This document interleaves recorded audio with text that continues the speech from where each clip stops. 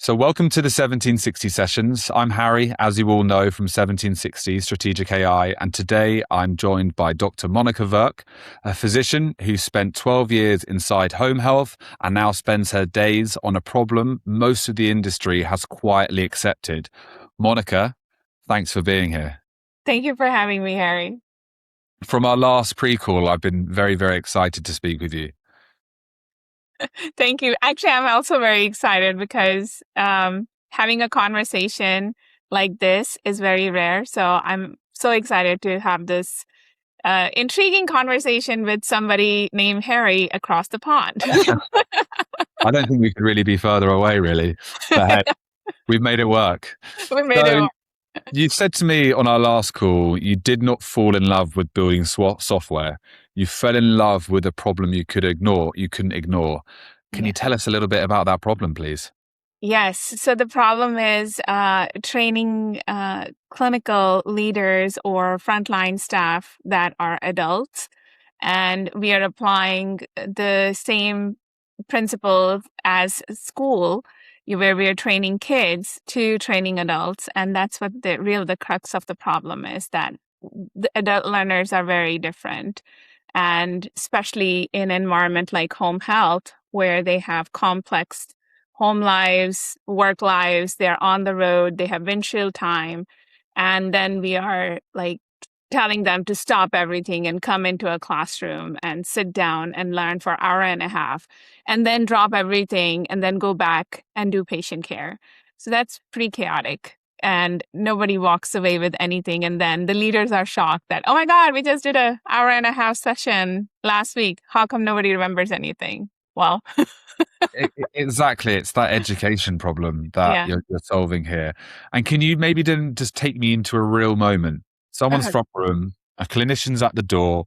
What was going wrong that nobody was fixing? So can you ask me that again? I didn't get the question. So take me into a real life moment then. So, Okay. you're in someone's front room, a clinician is at the door. What's going wrong in this moment that nobody was fixing? So uh, the clinician is fully aware of all the regulations. The Yeah. clinician is fully compliant, but nobody poured into the clinician the actual practice that they need to be prepared for when they step into that living room and then meet that patient and the caregiver. We have told the clinician the patient needs to be homebound. That's compliance.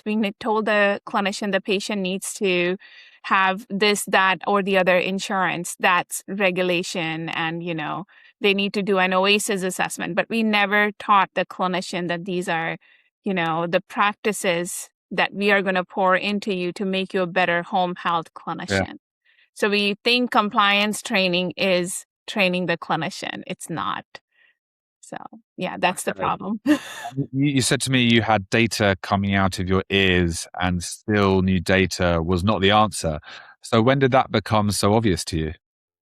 It was so I was hired and somebody said, Monika, build your dream position with us. And I was like, okay, I want a position where I'm looking at data. And so I was the director of quality, where the data was coming out of like all corners. And then education, where, I could make an impact in training the clinician, and then program development. And that's where we took all of this data and training and built programs for a health system, home health. It was very obvious early on. Like, I think within 6 months, I realized we have enough data. Yeah. We are paying for so much data, but a lot of times our actions are delayed. So we're not investing enough in our actions and utilizing the data we have. So right now in our industry, in the Medicare home health world in the United States, CMS reports, gives this publicly reported data. And what we have realized is that data is more than enough, but that data is bashed so much because it's free. So nobody's making money off of it. So it's completely free, but we bash it so much, but it's such good data and we do not utilize it just because it's coming from Medicare and it is a few quarters delayed.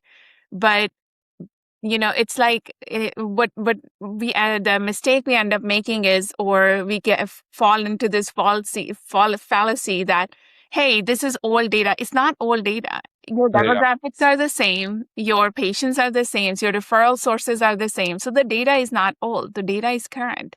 So CMS starts giving us the data, we say it's not good data. So we pay thousands of dollars to other platforms to get current data, which is, again, not current data. So it's not current data. It's delayed, essentially. It's delayed. And that's even the platform we are paying for, the data is delayed. It's not really current. And that's where we think that, oh, we have data problem. We do not have data problem. We have taking the action problem. We have the solution problem. We do not have a good enough solution to fix the gaps that the free data is pointing out. Okay, and this is a perfect transition for you to tell us all a little bit about HOP then and what you're trying to achieve. Yes. So with HOP, because of my experiential learning, I realized that you cannot give me enough data. I already have enough data. And one of the biggest problem in healthcare is we have two different departments.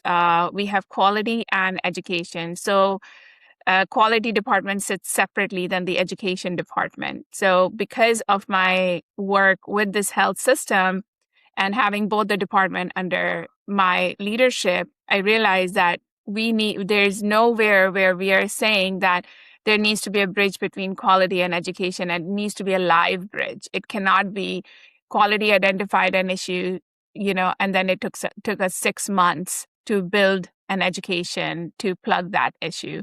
It needs to be pretty much live.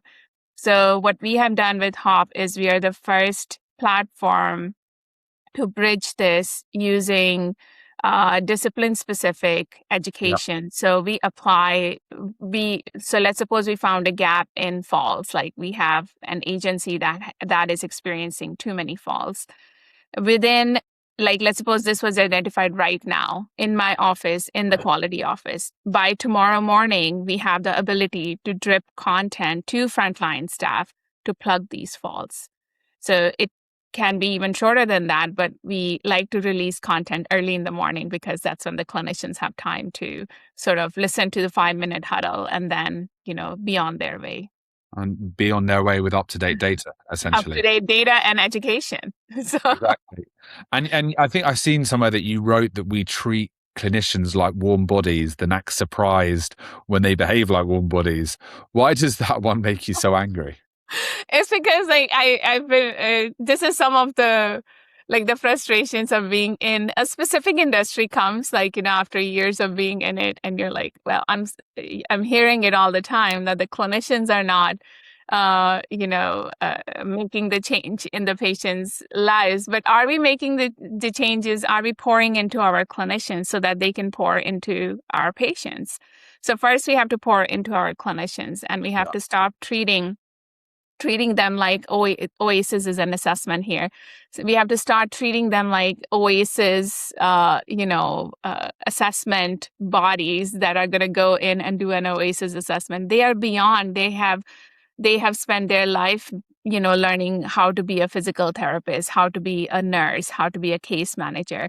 Have we poured into that skill and not just talk to them continuously about this same problem? And they can decide this in their sleep. It's basically like we're not unlocking their full capability. And that's what it's aiming to do. I think I got a quote from you last time. You said to me, a physio told you that he couldn't remember the last time an agency taught him about anything about his own craft. What did that really unlock for you then? It validated every single thing I've been feeling as, somebody working in this industry. This is complete validation because I felt exactly the same way. I was like, we are not pouring into them. We are not saying, let us make you a better physical therapist. Let us make you a better, a home health nurse. We are saying this is our agency's problem and you are there to solve it. That's it. Solve it and move on and go by your day. And we're not saying, let us pour into your practice so that then you can take that practice and pour into our patients. Amazing. And like the outcomes off of the back of it, what have you seen so far? amazing results. We actually Good. just recently, yes, I know. Uh, wonderful. Like, it's so obvious, but yes, we recently CMS updated their publicly reported data, and all of our clients who have been with us for 6 months or longer have seen a positive outcomes, both in star ratings, which is the data part of it, and patient satisfaction, which is the part where the patient and the clinician interaction is evaluated by the patient.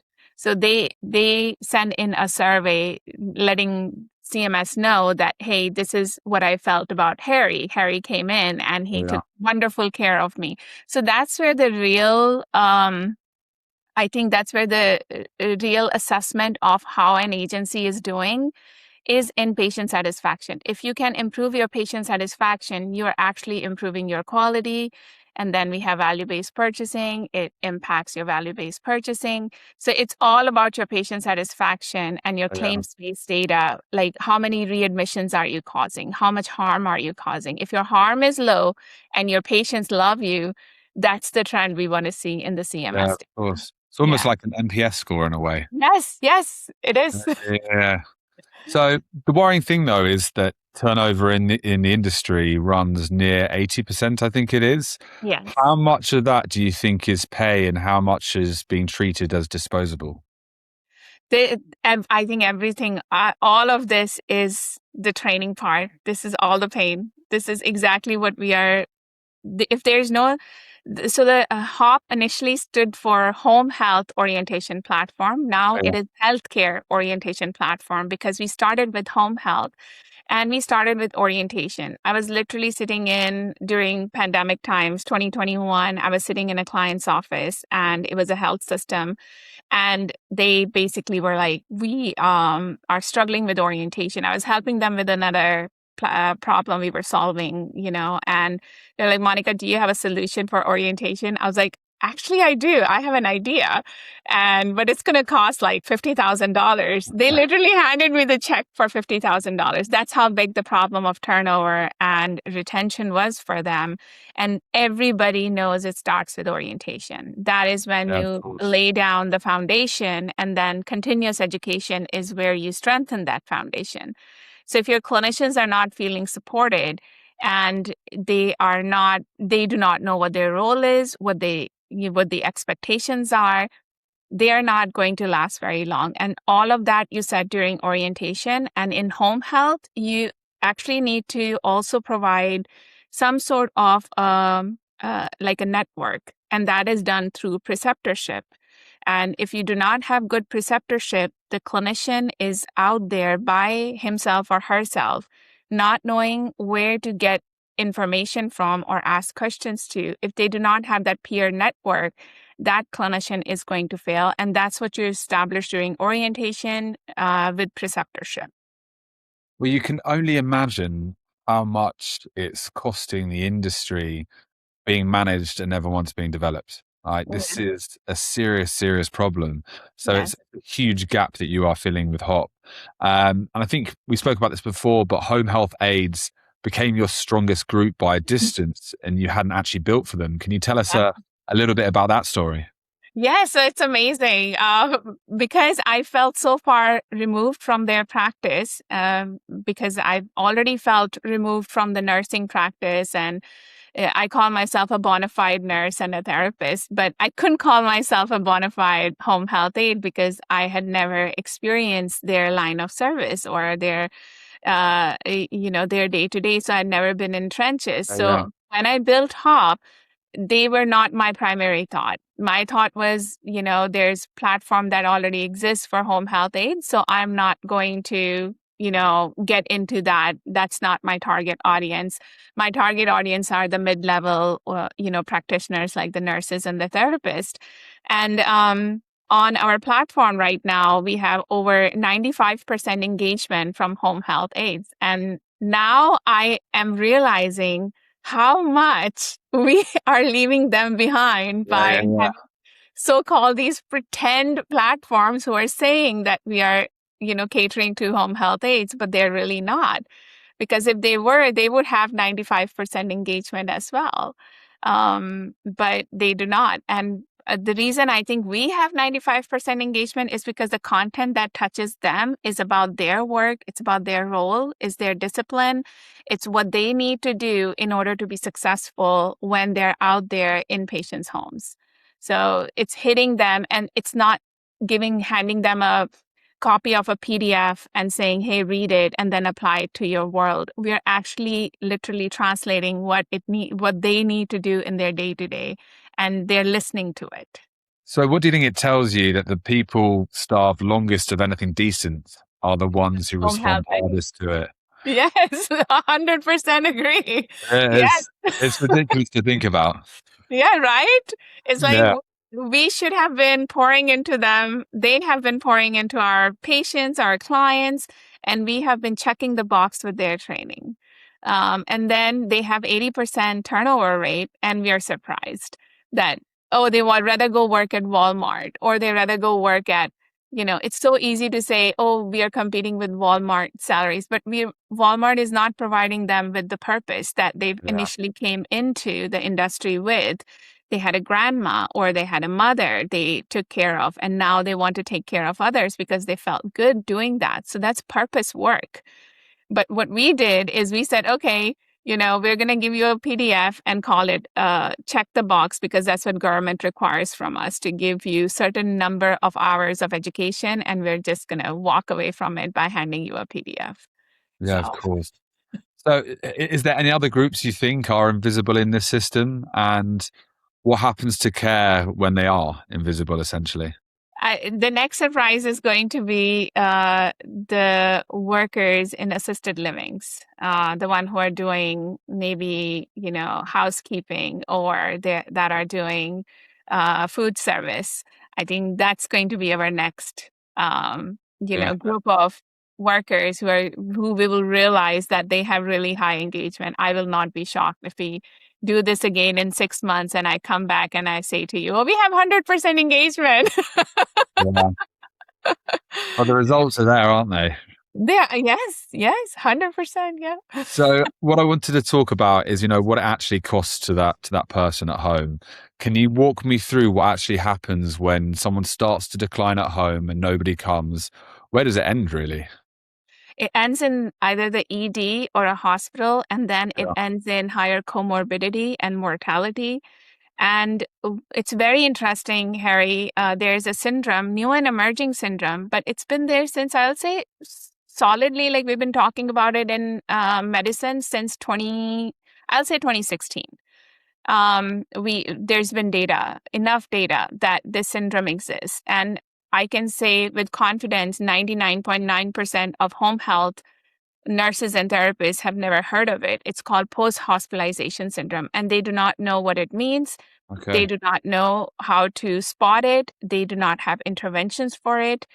And this is a syndrome. It used to be 20, 30 years ago, it used to be called bed mobility, like decline, when a patient is admitted to a hospital and they have, bed immobility, and then they experience decline. Now that decline is coming into home health, and we are not training our clinicians to spot that decline and do something about it.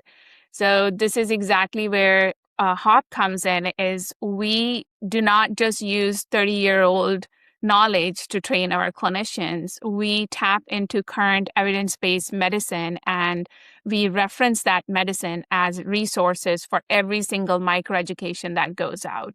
So they're getting most up-to-date, evidence-based clinical education so that we can pour into their practice. So if a therapist knows that this is what I'm looking for and this is a post-hospitalization syndrome patient, they can act on it. Yeah. But if they have never even heard of it and we have never even told them about it and what the interventions need to be, then it's just going to pass by. They're going to say, oh, all of my patients end up like this when they come from hospital or skilled nursing facility. But there's a pattern.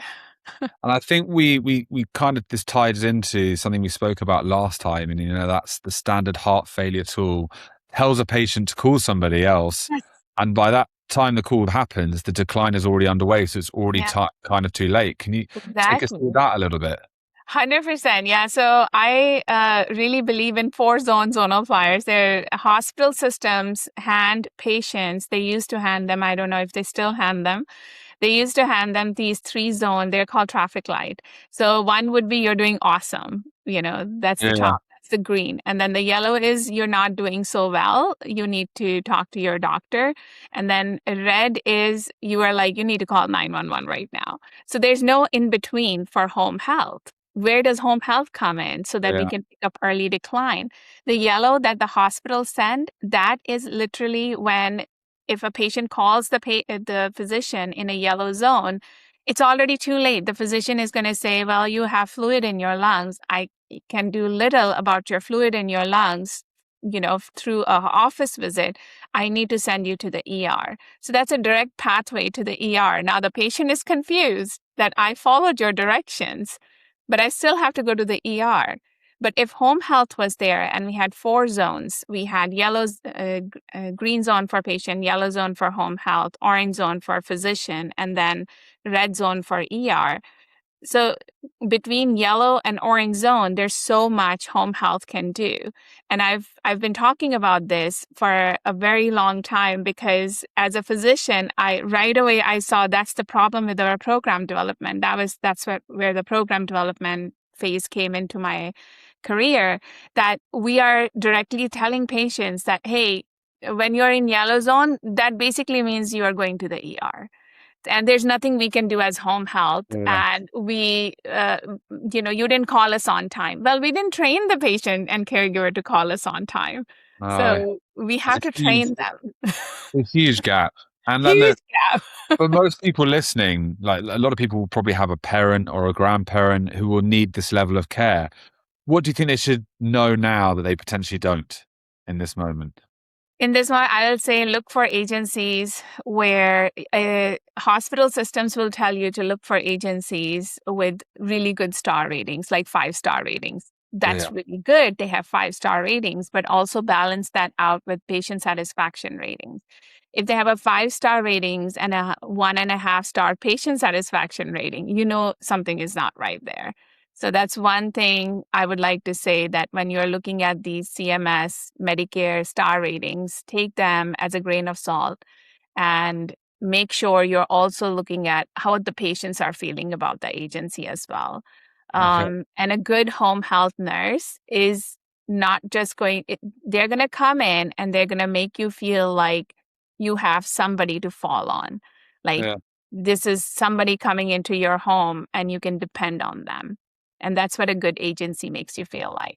Okay. And it's basically saying, go and do your research. Go and Don't do take, your research. yeah, go and do your research. Don't take everything at face value, really. God, yes.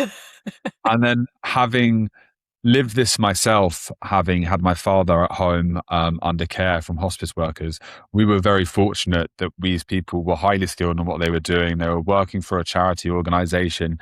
And as a son with losing a father, I felt very comfortable in the hands I was in. And I'm probably very fortunate to have felt that because a lot of people probably don't feel that because No. it's often too late. Yeah. So you've written about the operators who maybe lie awake worrying about whether they are getting it right. What do you think is keeping them up? In my experience, what's keeping the good operators, what's keeping them up are my clinicians Oh, sorry. trained. No, you're fine. So the good operators are worrying about, are my clinicians well trained to manage the risk that we are putting them under by sending them these patients? The bad operators, they don't care about anything. They're like, take the patient, do a start of care, do a start of care. But the good ones, they worry about skills. They worry about, are they trained? Is our culture being dripped? Like, this is one of the biggest one that we do not talk enough about in home health. It's the Yeah. culture. And it is my clinician representing me out in the community the way I would like to be represented. If you are a faith-based organization or if you are a not-for-profit, like you said, your father was well taken care of Yeah. because the culture came from the leadership and dripped into the patient's home. And if that is not there, then I recently read a quote that a fish rots from the head down. So It's true though. it's It's true. culture, no matter what industry you're No in. matter what. Well, it starts at the top. It starts with leadership. I've Yeah. had some. I know this is off topic slightly, but I've had some jobs in the past where my managing director was one of the most fantastic people I've ever worked for, which trickled down through the Yeah. entire team right to where I was a junior in the business. Yeah. And then I've worked for other VPs and other businesses where the culture's not there, meaning that there's no feeling among the workforce. And this is it's as we've been having the conversation around HOP and it's this gap that you're filling, it's more and more important because it's the healthcare system. And I understand what you mean by it comes out at customer satisfaction, because that is the end result. And that is That's what the end you're result. aiming to get. Yeah. Yeah. So I've got a few more questions to ask and then we'll wrap up. I know this has been an amazing conversation. And I just wanted to dive in a little bit. What has this work cost you personally then? A lot. Yeah. It has taken a lot from me and it has given me a lot. I think this is where I should talk a little about spirituality. I was always a spiritual person. I always felt there is a higher power, there's higher energy, you can call it, you can name it God, you can name it whatever you want. It's universal energy. We are all connected through it. And but I have lived, I will say, quote unquote, sheltered life. I've lived a sheltered life where I've been very fortunate that I've never had to go through so much struggle or so much hardship that I found God. Like, like you hit rock bottom and that's where you find God because he's right there trying to catch you. And this is what happened with me this past year.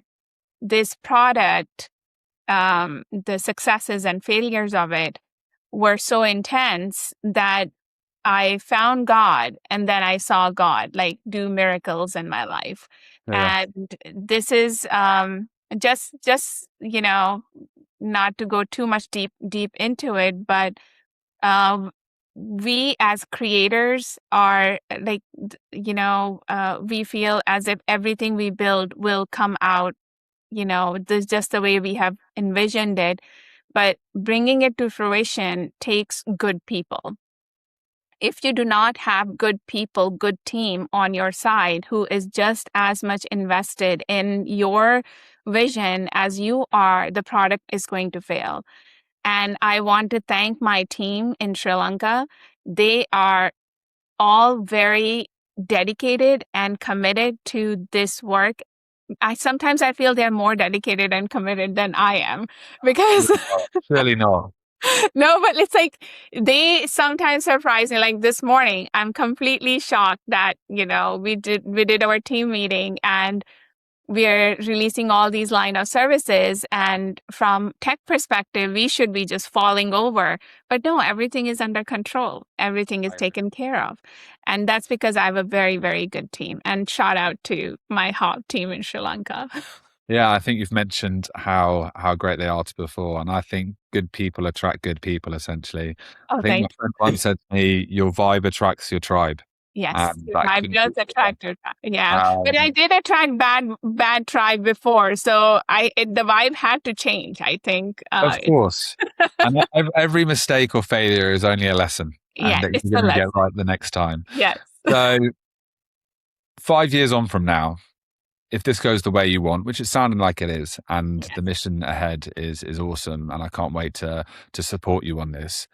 What is different for someone being cared for in their own home? What does that end result look like in 5 years? So there will be a more confident nurse that will walk through the door. The confident nurse will be well trained in picking up early signs and symptoms of decline, and she will not doubt herself. She will confidently pick up that phone and call that physician and say, "Hey, we need orders to fix Yeah. this right here in the home." And I'm early enough that do not dare telling me that I have to call 911 on this patient. So that's what I'm hoping. Amazing. That's what my purpose was. And I think this is the first platform that is purpose built for home health. Now we're going into others, but the others are coming with purpose as well. So it's all, you know, This is the first education and training platform that is purpose built for post-acute care. If I would like to wrap it up with that. Yeah, no, and I thought of one last question on top of this. Yes, no, please. This is for those listening. And what do you want someone to do differently after hearing this conversation between us? Do something, pay attention. For clinicians, I will say pay attention to early signs of decline. And for caregivers and families, look for agencies you can depend on. And that is looking at their data, not just their star rating, but also their patient satisfaction data. Then for owner operators, it is pour into your clinicians. They are they can do way more than you think they can. If you expect little of them, they will give you little. If you expect more of them, if you want them to work on top of their license, expect more of them and pour into that license that you are hiring for. I think that goes back to our point about doing your research. Yes. Okay. And then the second part is it starts with leadership. It starts with the leadership. Yes. You want more from your team, they'll give you more. Yes. You give them more responsibilities, they're more likely to run with it.